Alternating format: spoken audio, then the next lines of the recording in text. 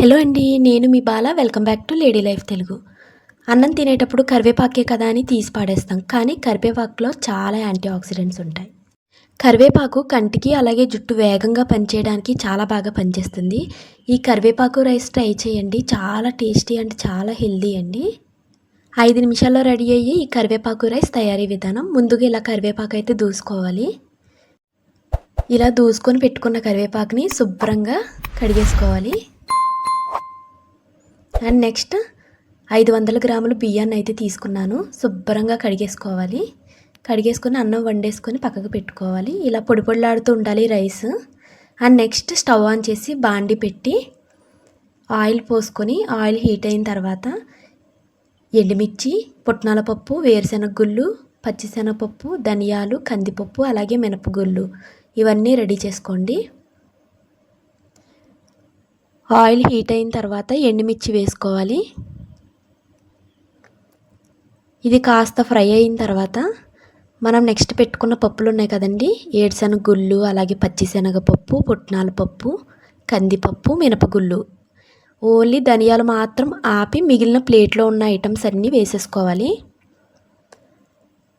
ఇలా ఫ్రై చేసుకోవాలి. ఒక 50% వేగిన తర్వాత మనం ధనియాలు అయితే యాడ్ చేయాలి. మొత్తం ఇలా ఫ్రై చేసేసుకోండి.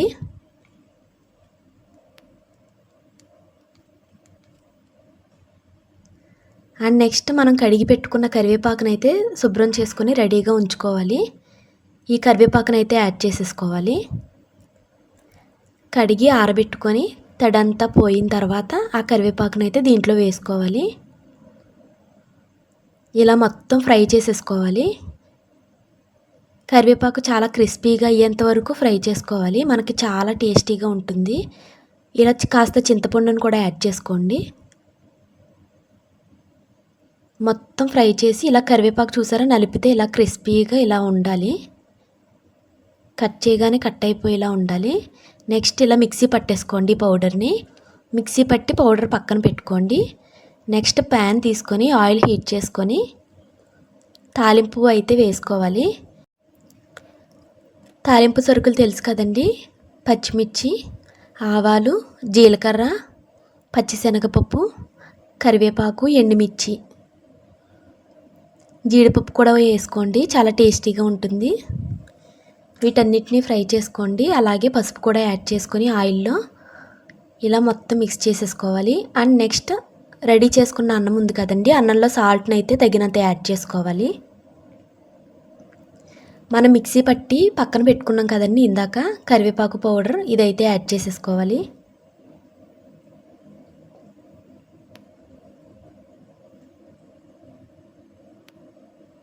ఇలా వేసేసుకోవాలి. అండ్ నెక్స్ట్ రెడీ చేసుకున్న తాలింపును కూడా యాడ్ చేసుకోవాలి.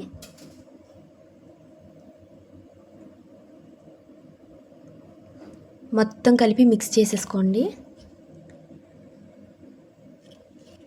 మార్నింగ్ బ్రేక్ఫాస్ట్లో అలాగే పిల్లలకి లంచ్ బాక్స్లో ఇలా పెట్టండి. చాలా హెల్తీగా ఉంటుంది. కరివేపాకు తినని వాళ్ళు, ఇష్టపడిన వాళ్ళు పక్కకి తీసి పెట్టేస్తారు కదా. ఇలా వీక్లీ వన్స్ చేసుకోవడం వల్ల ఎన్నో హెల్త్ బెనిఫిట్స్ అయితే ఉన్నాయి. విటమిన్ సి, విటమిన్ జి అలాగే విటమిన్ బి కూడా ఉంటుంది. కంటికి చాలా మంచిది. డయాబెటీస్ ఉన్న వాళ్ళకి అలాగే షుగర్ కూడా కంట్రోల్ చేస్తుంది. జుట్టు వేగంగా పెరగడానికి కరివేపాకు చాలా బాగా పనిచేస్తుందండి. కరివేపాకు క్యాన్సర్ రాకుండా కూడా కాపాడుతుందంట. మీకు తెలీదో, తెలుసో లేదో, మెదడు తీరు కూడా చాలా బాగా పనిచేస్తుంది.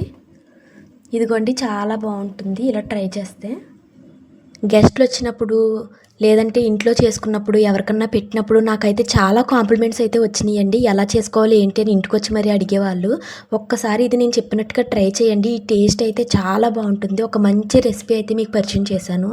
మీరైతే దీన్ని మంచిగా యూజ్ చేసుకుంటారని కోరుకుంటున్నాను. పులిహోర, లెమన్ రైస్ అలా అందరూ చేసుకుంటారు కదండి. అలా కాకుండా కాస్త కొత్తగా ఇలా ట్రై చేయండి.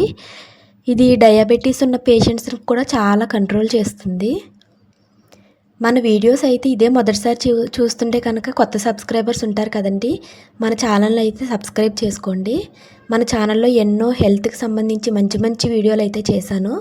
ఒక్కసారి వెళ్ళి విజిట్ చేయండి. మన ఛానల్లో వీడియోస్ అన్నీ చూడండి.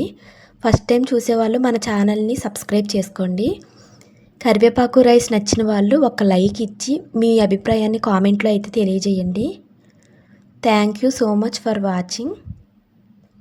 Please subscribe my channel. మరెన్నో మంచి మంచి హెల్దీ రెసిపీస్తో మీ ముందుకు వస్తూనే ఉంటాను. మంచి మంచి రెసిపీస్ని అయితే పరిచయం చేస్తూ ఉంటాను. ఫస్ట్ టైం చూసే వాళ్ళు తప్పకుండా సబ్స్క్రైబ్ చేసుకోండి. Thank you so much for watching.